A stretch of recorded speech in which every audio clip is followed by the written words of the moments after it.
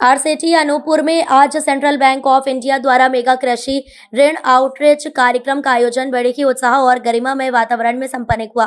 कार्यक्रम में जिले भर से आए कृषक भाई बहनों, स्वयं सहायता समूह की महिलाओं, बीसी सदस्यों तथा पूर्व प्रशिक्षणार्थी महिलाओं ने उत्साहपूर्वक भाग लिया। कार्यक्रम में विभिन्न विभागों के वरिष्ठ अधिकारियों ने अपनी उपस्थिति दर्ज कर कार्यक्रम की शोभा बढ़ाई।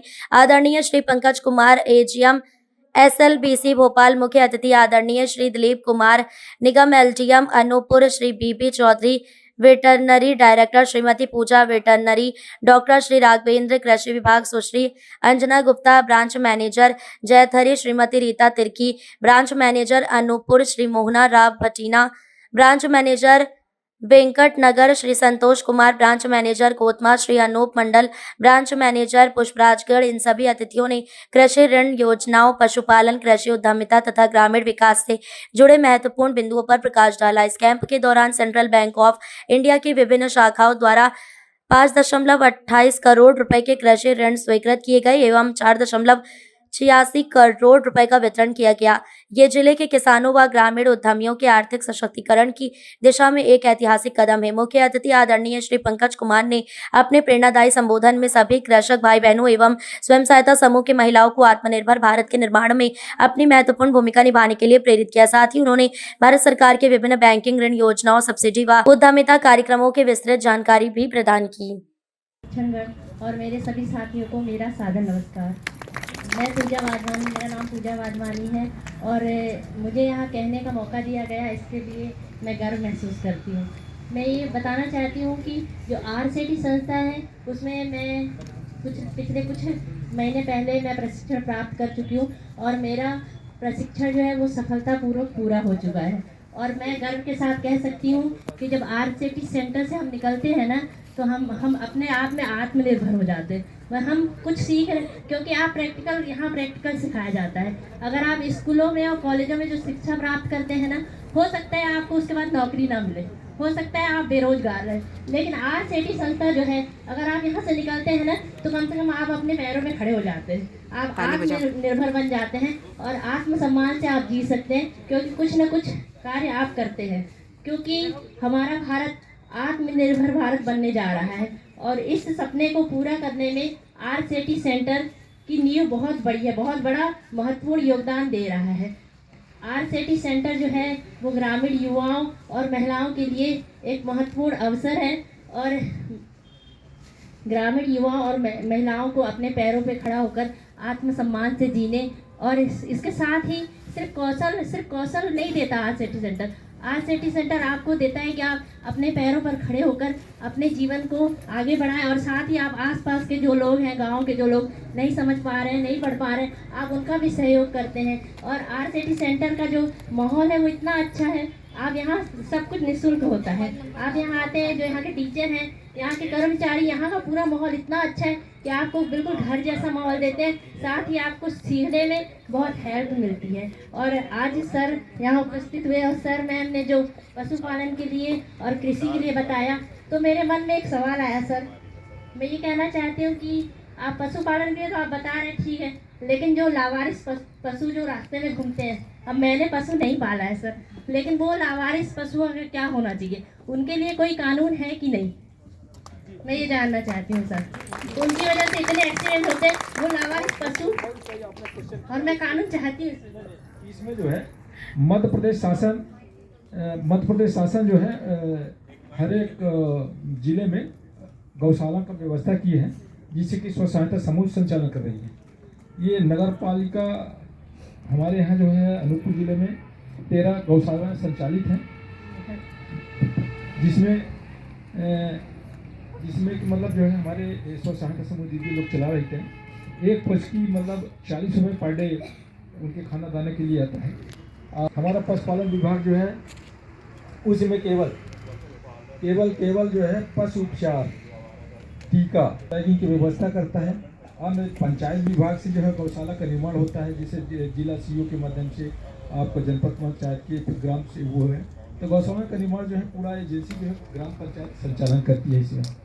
और अभी कलेक्टर साहब के माध्यम से जो है एक लेटर निकल, खाली गौशाला है उनमें उनको लेकर के नगर पंचायत के माध्यम से क्योंकि हमारे यहाँ विभाग में कोई प्रकार के वाहन वगैरह नहीं, न कर्मचारी है, मैन पावर की कमी है।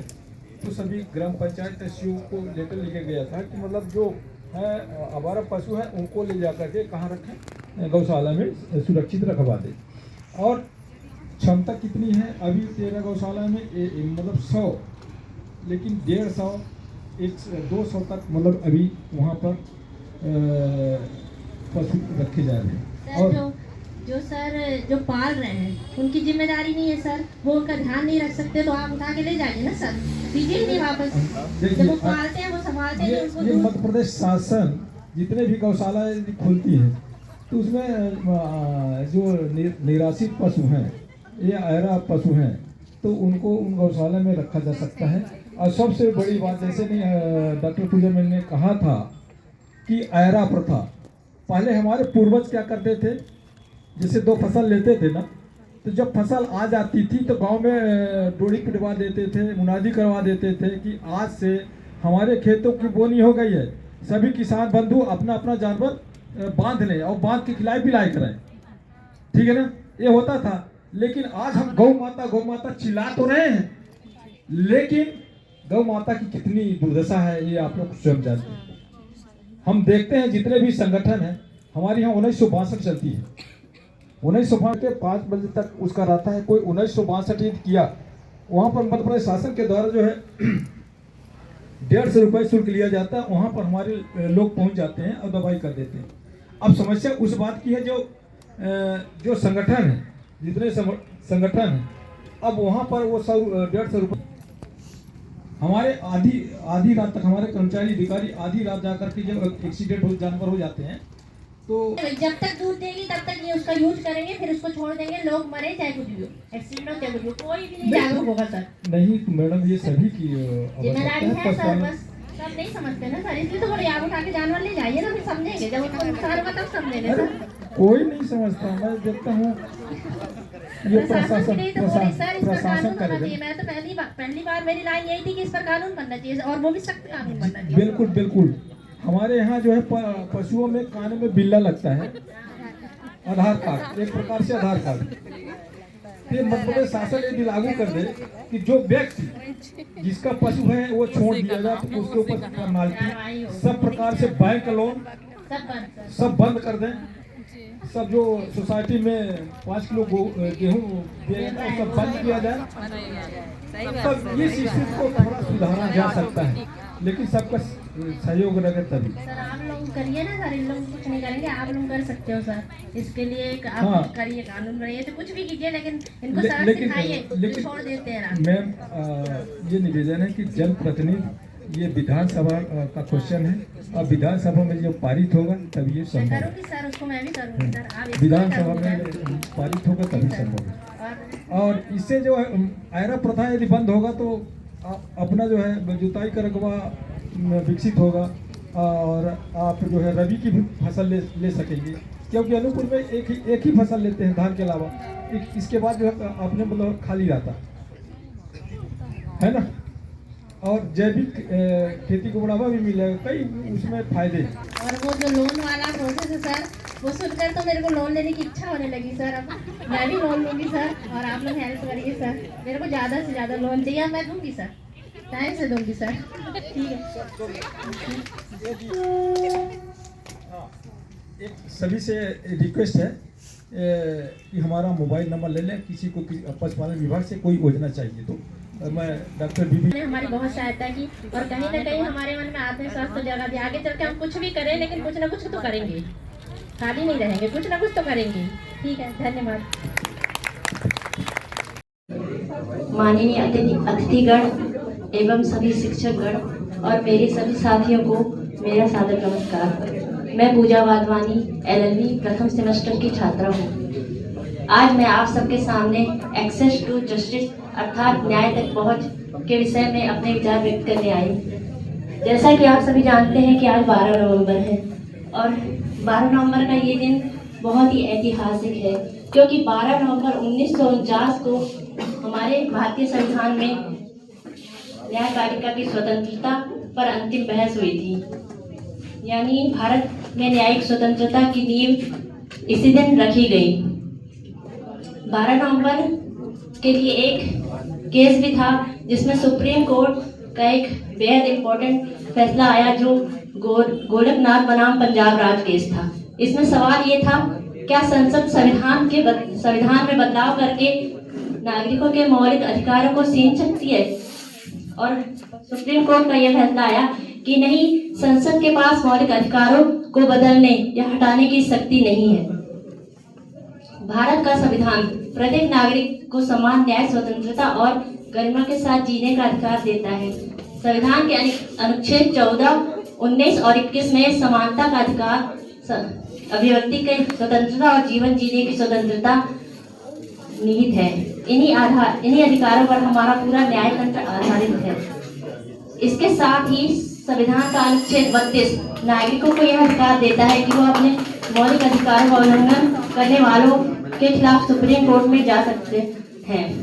जैसा कि 12 नवंबर के बारे में बताया मैंने, आज का दिन यह याद दिलाता है कि न्याय केवल अदालत की दीवारों तक नहीं बल्कि हर नागरिक के दिल तक पहुंचना चाहिए।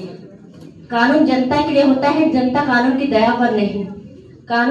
इसके लिए हमें इस समस्या का समाधान करने के लिए हमें कानूनी सहायता, मुफ्त वकील और लोक अदालतों जैसे माध्यमों को मजबूत बनाना चाहिए। जब हर व्यक्ति, चाहे उसकी आर्थिक स्थिति कैसी भी हो, अपने अधिकारों के लिए आवाज उठा सके, तभी एक्सेस टू जस्टिस का यह सपना पूरा हो सकेगा। अंत में मैं हृदय से आप सबका आभार व्यक्त करती हूँ कि आप सभी ने मुझे इस पर कहने का मौका दिया। धन्यवाद। जय हिंद, जय भारत। नमस्कार। मेरा सवाल भारत की सामान्य जनता से है और उन गौ सेवा संगठनों से है जो गौ का ध्यान रखते हैं, गौ को पालते हैं, और वो जनता जो घर में गायों को पाला करती है, जिनसे गायों को कई प्रकार के लाभ होते हैं। आप सभी जानते हैं कि गौ को हमारे देश में गाय को माता माना जाता है। माता मानते हैं, ठीक है, आप उनको घर में रखते हैं, ठीक है, वो जब तक आपको दूध देती है, आपका काम होता है, तब तक तो घर के अंदर रहती है। दूध लेने के बाद आप उसको बाहर रोड में छोड़ देते हो, रोड में जाती है, वो रोड में जाने से एक्सीडेंट होता है, लोगों की मृत्यु होती है ऑन द स्पॉट, उनको चोट लगती है, उनको ठंड में, कचड़े में, कहीं भी सोने के लिए आप लोग विवश कर देते हो। आपके घर में वैसे तो गौ माता को पोषक आहार खिलाने की बात कही जाती है कि अगर आप उनको पोषक आहार खिलाओगे तो भी आपको ही फायदा है, क्योंकि आपको पौष्टिक दूध मिलेगा। लेकिन आप क्या करते हो कि आप उसको रास्ते में छोड़ देते हो, तो रास्ते में कचड़ा, पन्नी जो मिलता है उसको खा लेती है वो। आपको ये नहीं समझ में आता कि हम रोड में क्यों छोड़ रहे हैं। आप एक तो उनको माता बोल रहे हो, मत बोलो माता। क्यों बोलते हो माता? माता मत बोलो, आप जानवर मानकर उनकी सेवा करो। कम से कम उतनी सेवा करो जितना वो आपको फ़ायदा दे रही है, उतनी भी आप नहीं कर रहे हो। आप अपना फ़ायदा ले रहे हो और उनको खुला छोड़ दे रहे हो। ठीक है, खुला छोड़ दे रहे हो, उनको चोट लग रही है, पब्लिक को भी तो चोट लग रही है, क्या आपको नहीं लग रही? हो सकता है आपके घर का ही कोई एक्सीडेंट में मर जाए। क्यों आप लोग ऐसा करते हैं? और गौ सेवा संगठन तो करते हैं, ध्यान रखते हैं, ठीक है, उनका बहुत बहुत धन्यवाद है। लेकिन मैं एक निवेदन करना चाहूँगी कि जो गायें लावारिस रास्ते में घूम रही हैं, आप एक काम कर सकते हो।